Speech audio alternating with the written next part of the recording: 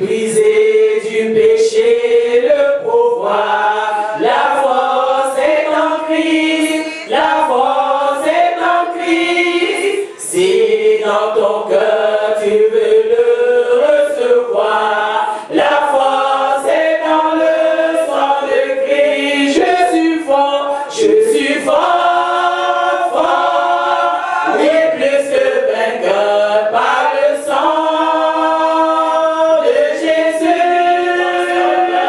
Je suis fort, oui, plus que vainqueur par le sang de Jésus, mon sauveur. Veux-tu braver la mort et l'enfer? La force est en Christ, la force est en Christ. Jésus d'amour fait tomber tous les fers. La force est dans le sang de Christ. Je suis fort, oui, plus que vainqueur par le sang de Jésus. Je suis fort, oui, plus que vainqueur par le sang de Jésus, mon sauveur. Veux-tu marcher toujours plus triomphant? La force est en Christ, la force est en Christ. Pour te garder, Jésus est tout puissant. La force est dans le sang de Christ. Je suis fort, oui, plus que vainqueur par le sang de Jésus, mon sauveur. Je suis fort, oui, plus que vainqueur par le sang de Jésus, mon sauveur. Veux-tu du ciel t'approcher chaque jour? La force est en Christ, la force est en Christ. Avec Jésus demeurer pour toujours. La force est dans le sang de Christ. Je suis fort, oui, plus que vainqueur par le sang de Jésus, mon sauveur. Je suis fort, oui, plus que vainqueur par le sang de Jésus, mon sauveur. Alléluia. On va enchaîner avec un autre cantique que j'ai préparé par rapport au sujet de notre enseignement. C'est bâti sur le Rocher, et quand viendra la tempête, ma maison résistera. Ma maison est en Jésus. As-tu bâti? J'ai bâti sur le rocher. Et quand viendra la tempête, ma maison résistera. Ma maison est en Jésus. La pluie et le vent souffleront. Satan se déchaînera. Mais ma maison est en Jésus. Je n'aurai jamais, jamais peur. Alléluia. Asseyez-vous, bien-aimés dans le Seigneur.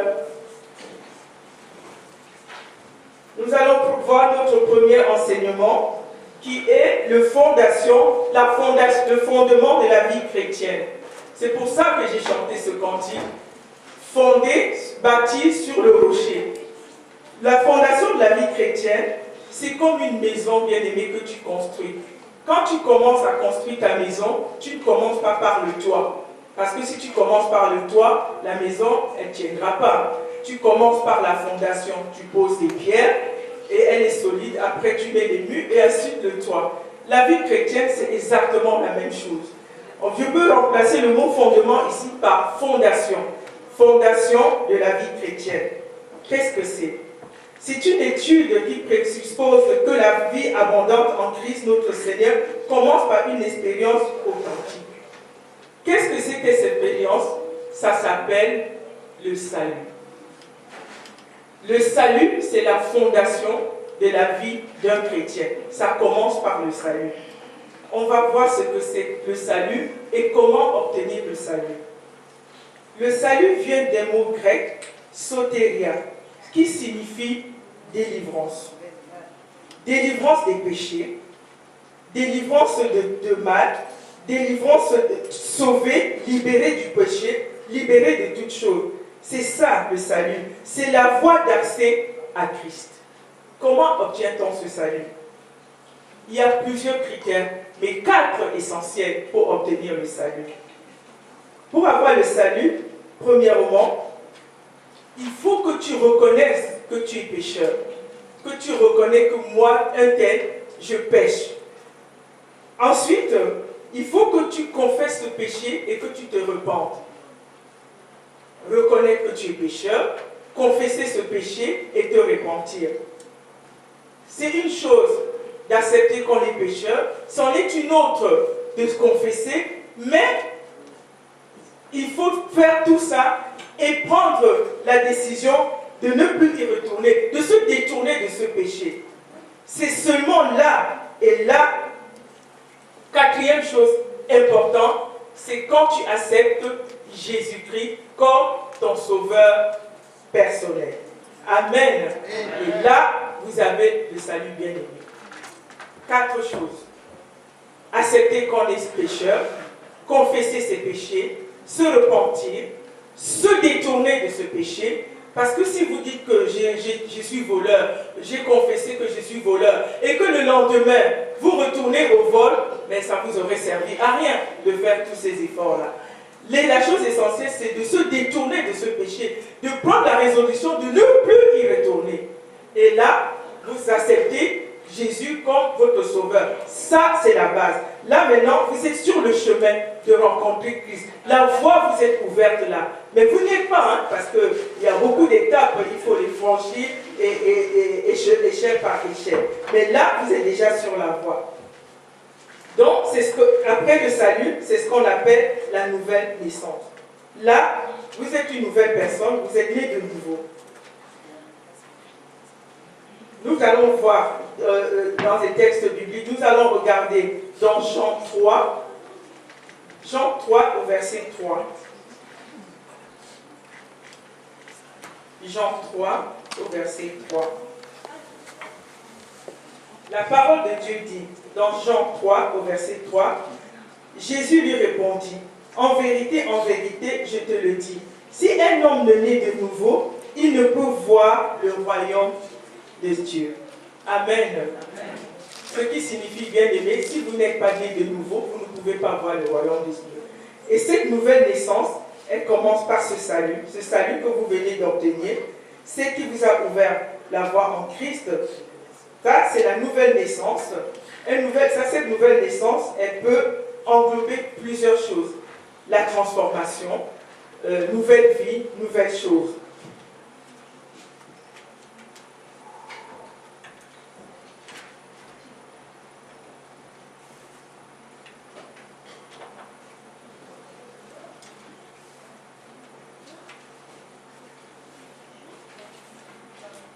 Donc, on a vu que cette transformation, qu'elle passait par le salut. Donc, Moïse a rencontré Christ. Il n'était plus conscient de lui-même. Donc, quand vous rencontrez Christ, vous n'êtes plus conscient de tout ce qu'on peut penser de vous, de ce que vous êtes, je suis Madame Intel, du titre que vous avez. Tout ça, ça vous est complètement égal. Vous ne regardez plus tout ça, vous regardez seulement votre vie en Christ. Cette transformation que vous avez, parce que vous avez reconnu votre statut de pécheur, vous êtes transformé, vous êtes une nouvelle personne. Donc, on va regarder la transformation dans Corinthiens chapitre 5 au verset 17. 2 Corinthiens chapitre 5 au verset 17. Qu'est-ce qu'elle dit? Si quelqu'un est en Christ, il est une nouvelle créature. Les choses anciennes sont passées. Voici, toutes choses sont devenues nouvelles. Bien-aimés, quand vous avez obtenu votre salut, vous êtes devenu une nouvelle créature. Vous avez un nouveau cœur. Toutes les choses, tout ce que vous faisiez avant, vous péchiez, vous fumez, vous faisiez ceci, vous viviez dans la dépravation, vous avez laissé tout ça. Et vous êtes maintenant en Christ. Vous regardez que Christ est lui seul. Vous avez changé. Et quand vous avez changé, ce n'est pas à vous de dire « Oh, mais mon frère ou ma soeur, regardez comment j'ai changé. Regarde-moi comment je suis maintenant. » Non, ce n'est pas à vous de le dire. Parce que cette transformation, elle part de l'intérieur et elle se voit à l'extérieur. Et ce sont les autres, ceux qui vous voient, qui vous disent « Ah, la soeur est telle. » Mais avant, elle s'habillait, elle mettait des robes où on voyait son sein, son soutien-gorge. Oh, maintenant, elle est plus habillée. Sa jupe, elle peut se baisser maintenant sans s'asseoir et ramasser quelque chose. Parce que ses longueurs de jupe, elles sont longues. C'est ça, la transformation. Ce sont les autres qui voient cette transformation en vous. Parce que vous êtes devenu quelqu'un de neuf. Vous êtes devenu une nouvelle personne. Amen. Amen. La vie ancienne, avec ses caractéristiques, son chant. Vous êtes devenus, cela fait partie de la différence entre Christ et les autres religions. Dieu nous a donné la possibilité et le miracle de cette transformation parce qu'il a déjà payé le prix. Il est mort pour nous, il a payé le prix de cette transformation et il nous a même donné le pouvoir et l'autorité de faire ce changement avec ce salut donc il nous donne, donc la voie qu'il nous montre et tout. Amen.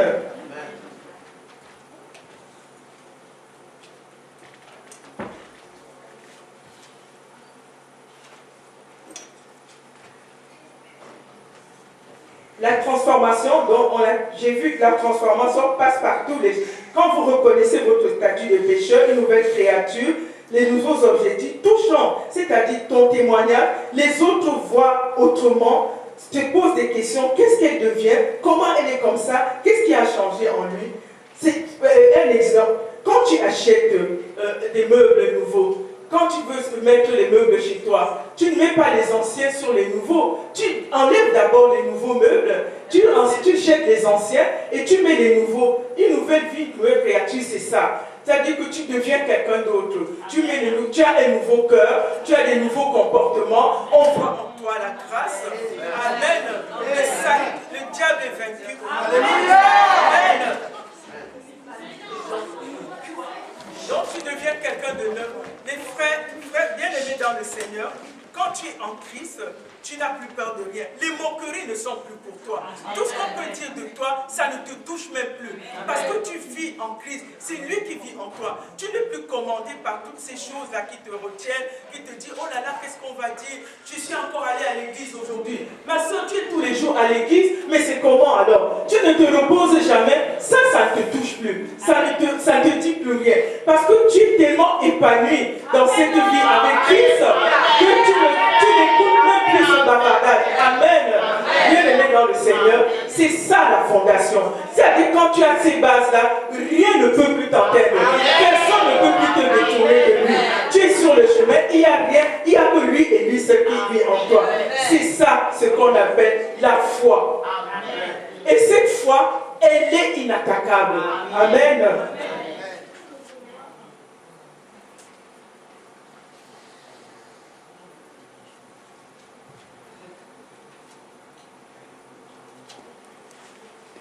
Dans cette foi, entre Christ, c'est avoir foi en lui, être sauvé par lui et en lui, être libéré de tout péché, attaché à Christ. Qu'est-ce que tu fais? Tu lui obéis, tu obéis à sa parole, tu obéis à ce qu'on dit, tu obéis à tout. Et cette fondation, quand le pasteur te dit non, aujourd'hui tu ne vas pas chanter, tu ne fuis pas l'église, parce que tu es déjà bien dedans, tu t'en fous même de ce que le pasteur te dit. Ne chante pas, ne passe pas les annonces, mais le dimanche d'après, tu viens, peu importe ce qu'il t'a dit, ça ne t'atteint plus, parce que tu n'es plus toi-même, parce que c'est quelqu'un d'autre qui vit en toi. Amen. Alléluia. Amen. Le connaître de façon personnelle et faire de lui le Seigneur de notre vie. De même, ce serment est attaché au sceptre, comme nous devons nous attacher à Christ et être absolument en lui. Amen. Bien-aimé dans le Seigneur, quand tu viens à l'église, tu ne viens pas rencontrer papa, tu ne viens pas rencontrer maman, tu ne viens pas rencontrer un frère ou une soeur ni une diaconesse, tu viens rencontrer Christ. Christ, lui, et lui seul. Parce que c'est lui qui te donne la voie. C'est lui qui te donne l'accès au ciel. Amen. Donc, les autres, le pasteur, c'est un homme. Papa, c'est un homme. Mais Christ, c'est Christ et lui seul que tu dois regarder. Amen. Tu ne dois, ta vie ne doit être basée qu'en lui. Tout ce qu'on te dit, tu n'écoutes pas. Ça ne t'ébranle plus parce que tu as posé des jalons, parce que la pierre de ta maison que tu as construite, la maison est solide, donc rien ne peut plus bouger. Tout ce qu'on te dit, ça tombe dessus et ça coule comme de l'eau. Amen. Alléluia. Et nous allons voir aussi, toujours dans la fondation, quand on est né de nouveau.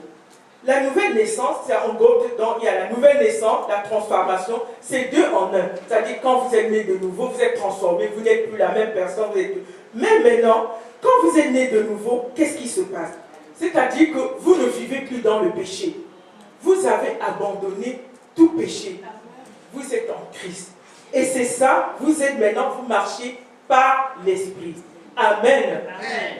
Bien-aimé dans le Seigneur. Quand tu marches en esprit et quand tu es en esprit, là, tu as fait ta rencontre avec Dieu. Cela te donne une nouvelle vision, une nouvelle disponibilité. Grâce à son aide constante du Saint-Esprit, tu es à lui. Comment prouver, comment avoir une foi en Christ? Vous allez nous excuser, ce n'est pas facile d'enseigner tous les jours, mais le Seigneur nous aidera. Amen. Nous sommes à l'école de vie et à l'école de l'enseignement. En même temps que je vous enseigne, moi aussi j'apprends. Amen. Donc ayez un peu d'indulgence pour tous nos soeurs qui allons intervenir. Parce que nous on apprend. Et c'est comme ça, et c'est avec nos erreurs que nous allons apprendre. Amen.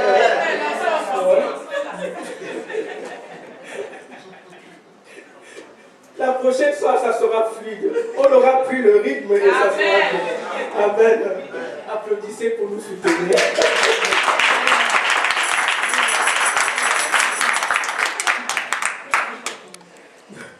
Donc, quand tu es en esprit, quand tu as condamné tous ces péchés dans ta vie, tu marches en esprit.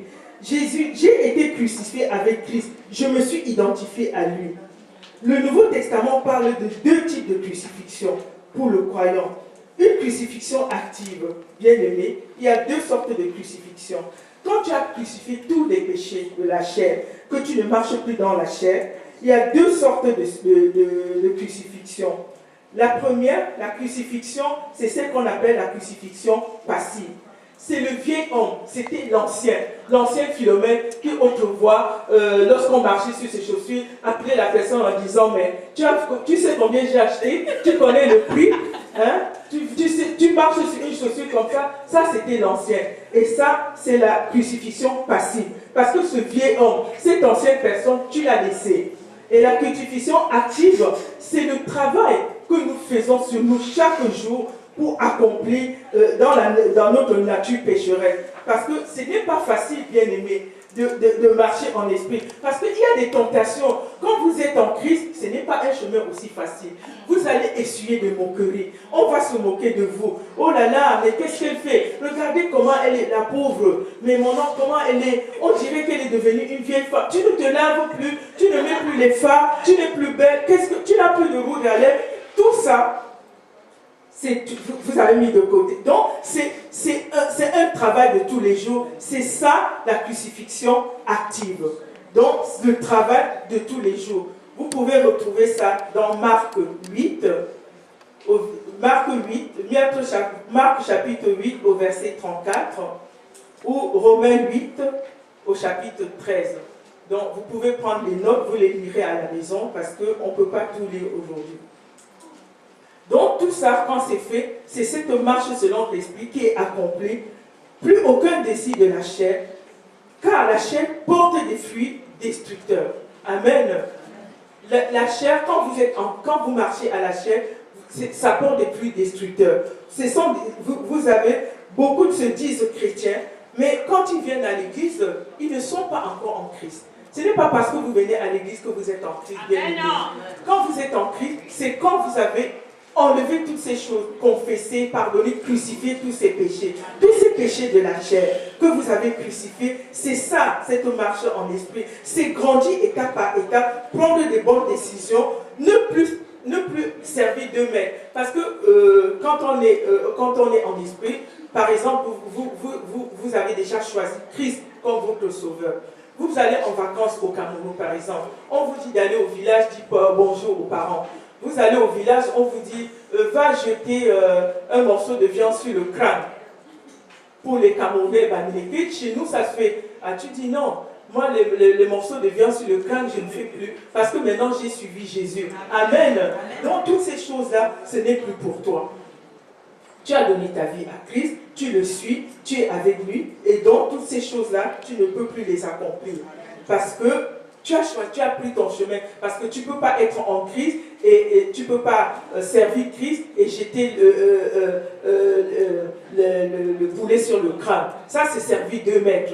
Tu fais ton choix. Ou c'est Jésus, ou c'est le crâne. C'est jamais les deux. Ce n'est pas 50-50, bien aimé. Donc, quand tu choisis cette voie, tu dois d'abord réfléchir, être conscient. Parce que cette voie-là, tu ne dois suivre elle et elle seule. Tu ne peux pas être et Satan et Dieu en même temps. Amen. Amen.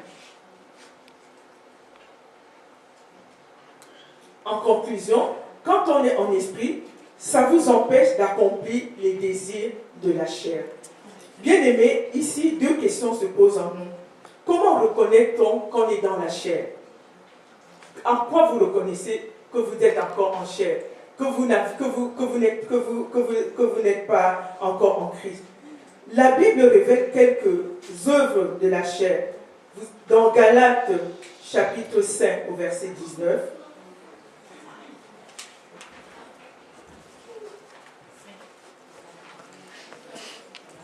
Galates 5 au verset 19, vous lirez quelques caractéristiques. Je vais vous lire quelques péchés. Quelques péchés qui vous montrent que vous n'êtes pas encore en Christ, que vous vivez selon la chair. Vous avez les péchés, l'inconduite, l'impureté, les péchés sexuels. Vous avez l'adultère, l'immoralité, la débauche, l'idolâtrie, comme je viens de citer pour les crânes et tout ça. Les péchés de la violence, la haine, les querelles, les jalousies, les colères, etc., etc. La jalousie. Quand vous avez encore ce péché dans votre vie, ou que vous commettez encore l'un de ces péchés, ça veut dire que vous êtes dans la chair. Amen. Mais si vous ne vous reconnaissez pas, si vous savez que vous avez condamné, que vous avez crucifié tous ces péchés, ou dans votre vie, donc vous marchez selon l'esprit. Donc, voilà la première question. Comment est-ce qu'on sait qu'on est en chair? Voilà, c'est toutes ces caractéristiques, tous ces péchés. Et comment reconnaître maintenant que vous n'êtes plus charnel? C'est-à-dire que vous êtes débarrassé de tous ces péchés et que vous marchez maintenant selon l'esprit. Parce que vous avez un nouveau cœur, un nouveau comportement. L'orgueil, le moi, le ceci, vous l'avez tout laissé. Vous ne faites plus toutes ces choses-là. Vous dites que moi, maintenant, je suis avec Dieu et rien que lui. Donc, il y a les caractéristiques. Maintenant, vous êtes en esprit, vous portez le fruit de l'esprit. C'est quoi porter le fruit de l'esprit? Bien aimé dans le Seigneur, c'est l'amour. L'amour, bien aimé. Le premier fruit que vous portez quand vous êtes en Christ, c'est l'amour. L'amour, la joie, la paix, parce que vous avez la paix. Il n'y a plus rien qui vous tourmente. Quelles que soient les montagnes, les problèmes qui vont arriver, vous avez cette paix. Comme si ces problèmes, vous trouvez les solutions tout seul. Vous avez la paix, vous êtes patient. Quand on vous promet quelque chose, mais cette chose-là, mais quand est-ce que je vais la voir? Pourquoi je prie depuis, je ne l'ai plus? Vous avez cette patience-là. Vous patientez, vous attendez. Vous dites, je suis en Christ, j'ai foi en lui, ma foi est en lui, je ne suis que lui. Cette chose-là, il me donnera quand il le voudra et j'accepterai. Amen. Amen. Et vous avez la douceur. vous étiez quelqu'un de nerveux. On ne pouvait rien vous dire. Vous vous énervez. La moindre chose, c'était les nerfs. On vous dit bonjour. Hein? Vous devenez douce. Ah, qu'est-ce qui arrive à notre soeur? Elle est gentille.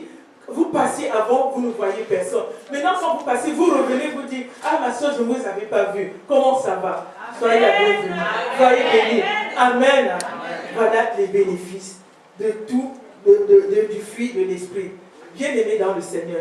Donc, quand vous avez toutes ces bases-là, vous avez un fondement solide. Rien et rien ne peut vous ébranler. Amen. Amen. Fils et filles de Sion, vous avez écouté tout cet enseignement. Papa fera des brochures pour beaucoup plus tard et il ira en profondeur pour tout ce que nous allons enseigner aujourd'hui. Parce que nous survolons, nous prenons quelques points, mais des points assez suffisants pour que vous ayez les bases de l'enseignement qu'on est en train de vous donner. Mais il y aura des brochures qui seront faites et vous pouvez retrouver ça en long et à large dans toute cette brochure que vous lirez tranquillement et que vous serviront pour beaucoup plus tard. Amen. Amen. Filles et filles de Sion, vous venez d'écouter tout cet enseignement, toutes ces bases de la vie chrétienne, tous ces fondements. Dans quel camp êtes-vous? Avez-vous déjà choisi? Vous êtes toujours en 50-50 ou vous êtes toujours, vous suivez Christ? Levons-nous dans la prière et demandons à Christ de nous aider, au Saint-Esprit, de nous guider, de nous aider à faire le choix. Si vous n'avez pas encore choisi, bien aimé, il n'est pas tard. Vous pouvez encore faire le choix. Dieu nous donne encore la possibilité de choisir. Il est encore temps. Il n'est jamais tard, bien aimé.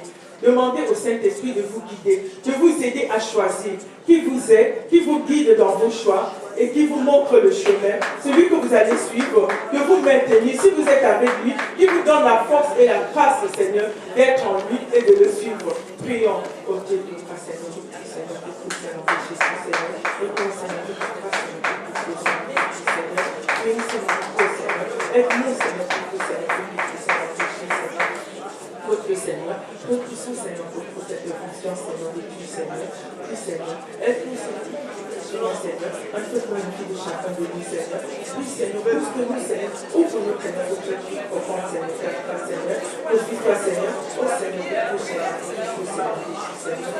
Seigneur, qui est à nous, Seigneur, oh Seigneur, Seigneur, merci, Seigneur, merci pour ta gloire, glorifie-toi, Seigneur, dans ta vie, Seigneur.